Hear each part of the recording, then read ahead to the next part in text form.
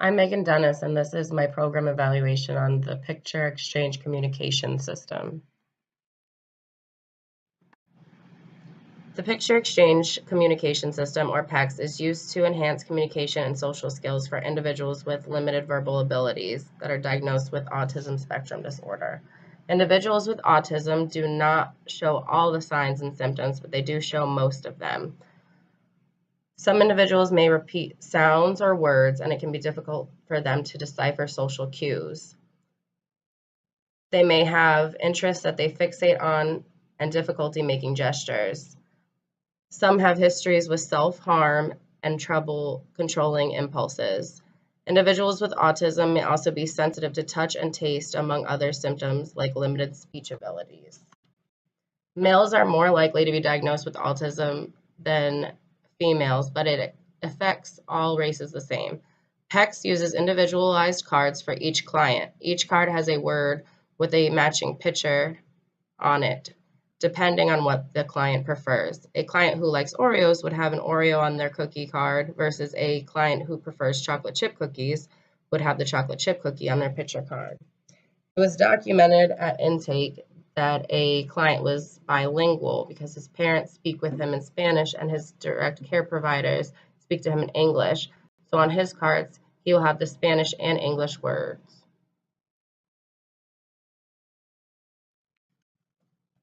As stated previously, it can be difficult for individuals with autism to make gestures.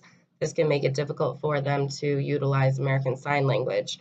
PECS gives them another option for communication. PECS is broken down into 6 phases, which are separated into 2 parts. Phase 1 is where PECS is introduced to the client. Phase 2 includes the client utilizing the cards to engage in communication with their caregiver, waiting for their turn to use the cards and not using violence such as hitting the staff or hitting themselves to gain attention. Phase 3 allows clients to work with their caregivers to find preferred items to non-preferred items, whether the client prefers using a pencil or crayons. The second part of PECS includes phases 4 through 6 and is designed to allow the client to answer in full sentences. Phase 4 is where the client begins to use I want sentences. Instead of showing a card of water, they would show cards that read out, I want water. Phase 5 allows the client to answer questions their caregiver has. Phase 6 builds the client up to make comments in conversation. Individuals with cases that are more severe may not be able to utilize the second part of PECS.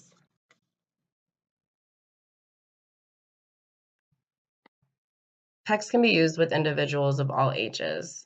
The particular research question for this study is, what are the effects of PECS on communication and social interaction for adolescents with autism spectrum disorder in a residential mental health facility?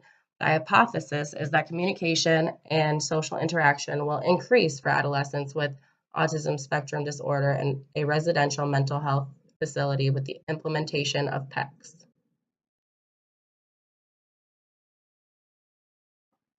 This study uses a quasi-experimental design. It uses a qualitative and quantitative approach. The qualitative approach is shown in the caregiver's documentation of the client's interactions on their daily point card. And the quantitative approach is shown in the number of interactions the individual had on their daily point card. The study uses a single system research design, which is shown in the dependent variable being looked over many times during an extended period of time. The study uses a non-probability sampling method. It uses a combination of a convenient sampling method and purposeful sampling method. Purposeful sampling method is found in the idea that all clients are diagnosed with autism. It is convenient because the clients are already admitted to the facility. The clients were chosen because they have higher rates of physical aggression and self-injurious behaviors than the other clients at the facility. Their parents are also eager to include their child in programs that could increase their communication skills. The independent variable in this study is the picture exchange communication system. The dependent variable is the change in the level of the participant's communication.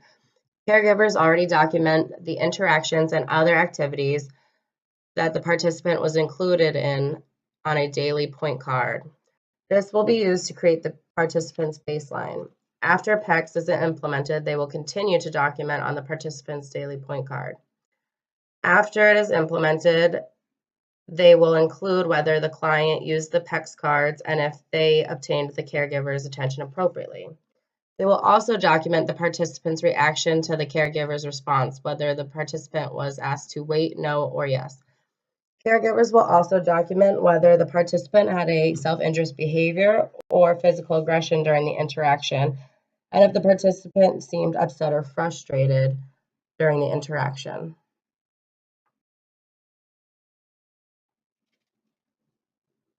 The social work implications and future directions of the study include raising awareness on the communication difficulties of nonverbal clients diagnosed with autism. It will allow the client to express their wants and needs and increase their ability to advocate for themselves. The results will increase the knowledge of alternative ways of communication for nonverbal clients diagnosed with autism. In the future studies, it would be beneficial to include phases 4 through 6 to enhance the knowledge of the effectiveness of the full program.